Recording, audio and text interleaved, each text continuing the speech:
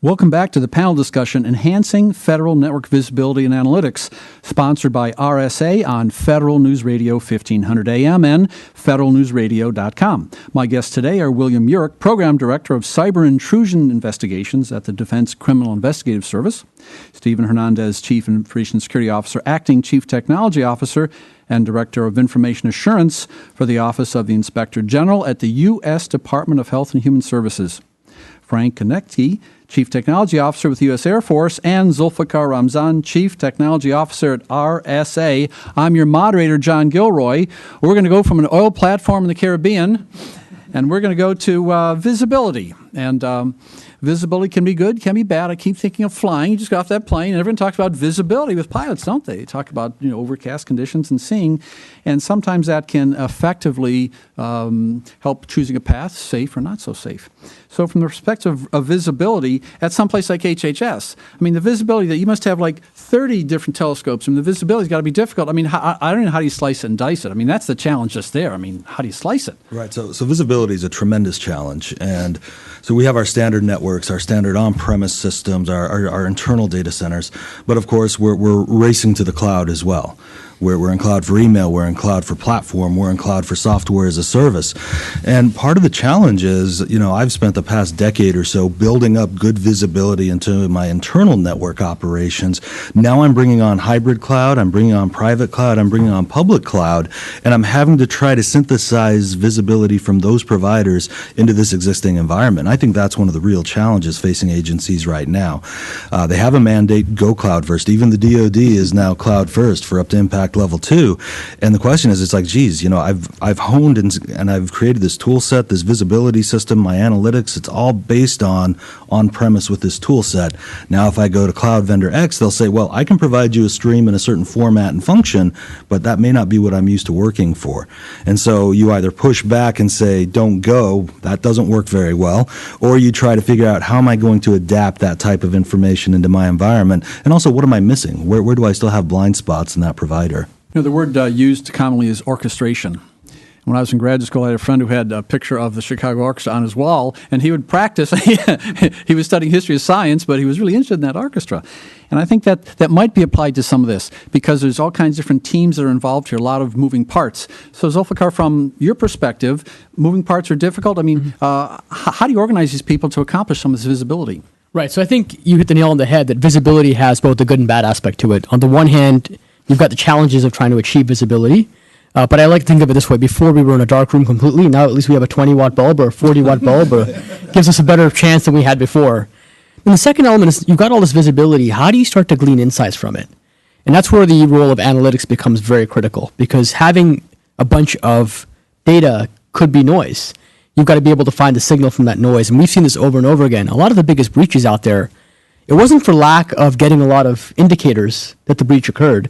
It was a lack of being able to find out which indicators were actually relevant and meaningful and being able to act on those. So having an analytics layer, number one, is very critical. And I think that analytics layer has to achieve several things. So first of all, it's got to be able to take all these disparate incidents and group them together into individual attacks. You might see 37 threats out there, but there are only maybe 1 or 2 attacks that are represented by those 37 different threats.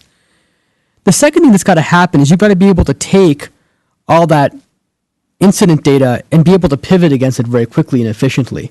So for example, you see something on the network, you've got to be able to pivot to the endpoint. You've got to be able to look around to figure out what's going on at a deeper level.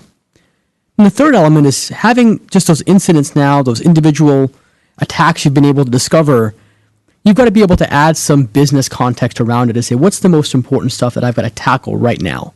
Because it's so easy to go after the most mundane stuff without realizing it's mundane. Look, if somebody hacks into a server and they get the cafeteria menu for tomorrow's lunch, not a big deal, right? If they go after HHS and they get some critical medical data, or they get patient data or drug data, I mean, that is a much more critical incident. So being able to add that prioritization around risk becomes altogether very critical. And then once you have that, now you have the foundations for being able to act on that visibility. And then orchestration almost starts to take care of itself. You know that, okay, we've got these issues going on. This is the business context. These are the 4 people who have to be involved. This is the order in which they've got to be involved. You've got your first guy who's going to verify everything is what we say it is. If it passes muster, then you can pass it on to the more advanced guys.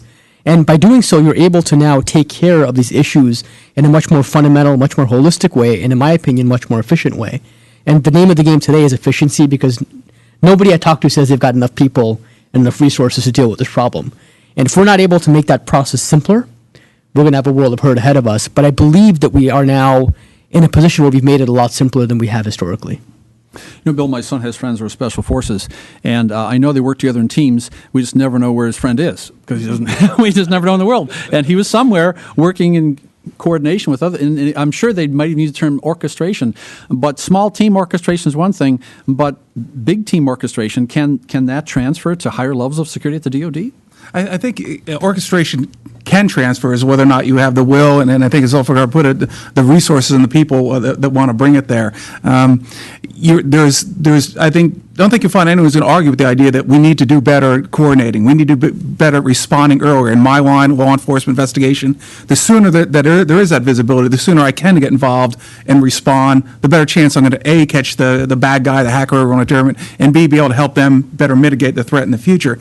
But can that be done across DoD? You know, from my little pay grade, I say yeah, but it's going to take a lot of people that are working together that want it to get that way. Because I think, as you see, you can across the board. Tomorrow, Mr. Carter, Secretary of Defense, can say everyone should better orchestrate, and everyone will say, yes, you're right, you're absolutely right. But what now? And when you have something with the enormity, as frank, of all of DoD, let alone just with all respect, the Air Force, how do you orchestrate all of that? You have to cut it into pies, and I think the most convenient slices are the services. But is it possible? Yes. It's going to take a lot of work, a lot of work to get there. I want to go from orchestration to movies. There's a very serious documentary several years ago called Princess Bride. And in Princess Bride, Billy Crystal is very famous for saying, he's not dead, he's mostly dead. And so at the Air Force, you've got structured data, you've got unstructured data, and you've got mostly structured data, or some kind of term like that. So how does this classification of data, how does that impact threat analysis and threat detection? How can it be visible? I mean, there's a lot of different ways to describe attacks and different types of data. Okay, we talked about, visibility at the top. Well, we're going down a little bit lower in visibility now. We're going down to the mission threat visibility level.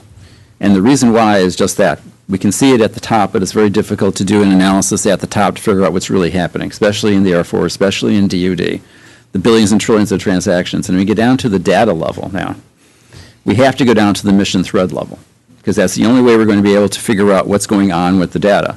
And so when we talk about mission threads, we talk about processes and people now, and equipment, all interspersed together to actually get a mission done. We look at the data that's being involved at that mission level, determining what the attack vectors and the defenses are going to be at that mission level, and how we have visibility at that mission thread level. And that's really happening at the base level. We're talking about setting up an operations squad at the base, cyber operations, that will actually be defending that particular threads at each of the bases now.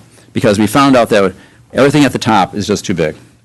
And it's difficult to filter everything down. We have CSAC, and CSAC is huge, and it's getting bigger as JRSS is being fielded. And so we're talking now about, let's go down to the base level, let's look at the data that's sitting at the base for that particular mission, and then we can do some trade-off analysis as determining what priorities of those mission threads are important across the Air Force. And if we have to sacrifice some pieces of the network, just because we want to ensure that a particular mission goes through, then we can do that. And that's the overall plan now. Structured, unstructured, whatever. And we have a lot of unstructured data, believe me. So, Stephen, if you walked up to your boss and your boss said, what's the situation with our normalized data structure? And you said, it's mostly normalized. Would you be working at McDonald's next week, or what would happen to you, buddy? I have a very fortunate boss. He would be sympathetic to the problem. He understands. Yeah, he does. But it's a fascinating problem. And so where I'm at in the Inspector General's office, we have one of the first chief data officers hired in the federal space, and she's wonderful to work with. And we have these discussions about the structured data, unstructured data, the nebulous in between. And what's fascinating is on the security side, especially when we start talking about all these tool sets and all this flood of data coming in and the distinction between what is noise and what is signal, we have to lean on that data analytics capability that our CDOs are going to provide, and frankly, look at some of the tools they use to make sense of it. They're not using SIMS to do this stuff that they're doing. They're using database as a service. They're using a lot of stuff in the cloud. They're using expandable flat networks and flat processing structures to do this. And there's a lot that we can learn from them, and a lot that, especially on the security side, we can partner with them. They can help us do our job better, and we can help secure them at the same time. So Zulfikar, RSA, it's all structured, completely it's all in their places, black and white, easy, Of course, right? yeah. Of course, No, it's easy. No, I mean, I think I liken it to what I think about in security, which is the exact opposite. In security, you are essentially always somewhat mostly secure. It's never black or white, right? You can never get to that point. And I think that's a fundamental realization that I see starting to occur now at the highest levels of an organization, something that didn't exist before. A few years ago, people wanted a black and white answer when it came to security. And now they understand security is about shades of gray, that it's a journey, not a destination. You can't put something in place and say, okay, we are solved. It's really a question of, can I move to the next step in my journey, no matter where I am today? And can I continue to move along? And I think that when I look at RSA in particular, and I think about our mission as a company, I liken it to being able to say that, we would help a customer, no matter where they are on their security journey, to get to the next step. And we can do that across the board, across both very sophisticated customers and customers who are not that sophisticated. The first call we often get is from a customer who's been breached because they weren't doing something very basic in place. And we'll get them in place and get them up and running, maybe with multi-factor authentication and whatnot. But then later on, it becomes a question of how do we attain visibility? What do we do next? And once we've got visibility in place, we've got identity in place, then the question becomes, how do we start translating these issues to the highest levels? Because that is the name of the game right now. We've got to be able to take everything we do at the lowest levels and explain it to the highest levels of an organization. And they don't speak the language of buffer overflows or 0 days or cross-site scripting. I mean, I would love if they did, but let's be realistic here. They understand the notion of risk. They understand business context and business impact. And if you can articulate what the impact is at a business level, at a financial level, you're going to have much more receptivity. And if that receptivity exists, then you can get a top-down culture of security in place. But it's very impossible to do that, or I shouldn't say very impossible, I guess it's impossible to do that without that element of awareness that has to happen starting from the bottom all the way to the top. Because we're the ones who are feet on the street figuring this stuff out. If we can't translate what we're doing to the highest levels, then we're missing a big and probably the most critical part of our jobs. Zulfikar, your way around Boston in the Big Dig. I'm sure you do. Well, in for this many town, years doing it, yeah. In this town, when you drive in 66, there's a company there, and the name's on the top. It's called Silo Smashers, and I love that title. It's just a great one. And I'm sure Bill will tell you that there's no silos at the DoD. There's no protective generals that have like steel and double steel and concrete barriers in the silos. But how does this all react? What about silos? I mean, does this fit in with the whole discussion? Well, I don't think there's an organization out there that couldn't do what the idea or couldn't do better if they took upon the idea that what silos are here and do we need to smash them. And I say do we need to because there are some things, there is a reason for, especially in DoD, there are chains of command. There are reasons for some sort of what we call stovepiping, however you want to term them. The question is, and I think Zulfikar hit this on the head, how do we translate up the things we need to? Because at that point, when we're talking the sharing that's impacting across the entire spectrum, across the entire department or the agency, however you want to term it, that's where you really need to, bust those silos. And unfortunately, history has it that we've grown up that way. DoD has grown up as services. And every agency has grown up, and it was a sort of an amalgamation of different mission sets. Sometimes even today, some of the departments have incredibly diverse mission sets, and you got to wonder to what extent you really want to break those silos. Something, for instance, commerce is my best example. The diversity of what they do you really want to break some of those silos? No, but I think in many places you can when you get to that highest level. But then you're going to have to trickle down and almost specialize. I hate to say, you're going to break the silo, but you still need some specialized breaking of the silos. Because how would a silo being smashed affect the mission of the agency? Exactly. And all of a sudden you lose the mission, you might as well have that silo somehow. Exactly. You don't want to be too homogenous, and that's one of the problems I respectfully say we have within government is that we think that one solution for instance, what are we doing to solve or prevent OPM in the future is going to work across the entire spectrum of government. And we have too much diversity there, I think, for one solution to work. So, Stephen, if the DOD has silos, maybe HHS has the Jets and the Sharks. Maybe have gangs or something over there. So some healthy rivalries. Yeah, I see a little shark tattoo there. So, yeah. so same thing at HHS, different silos?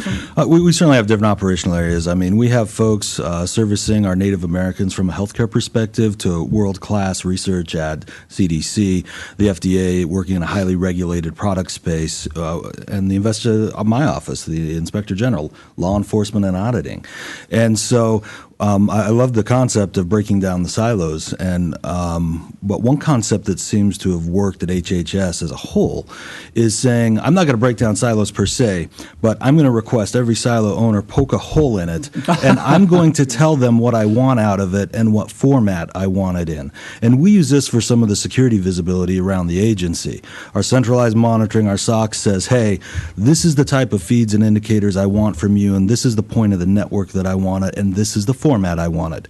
Tools, technology, people, processes, they don't really care how it gets to them as long as it gets to them in the format they want. And that's proven to be wildly successful for starting to get some visibility across the board.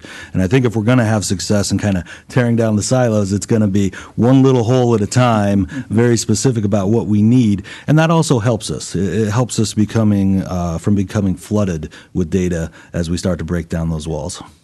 Let's take a little break here and come back, talk more about visibility.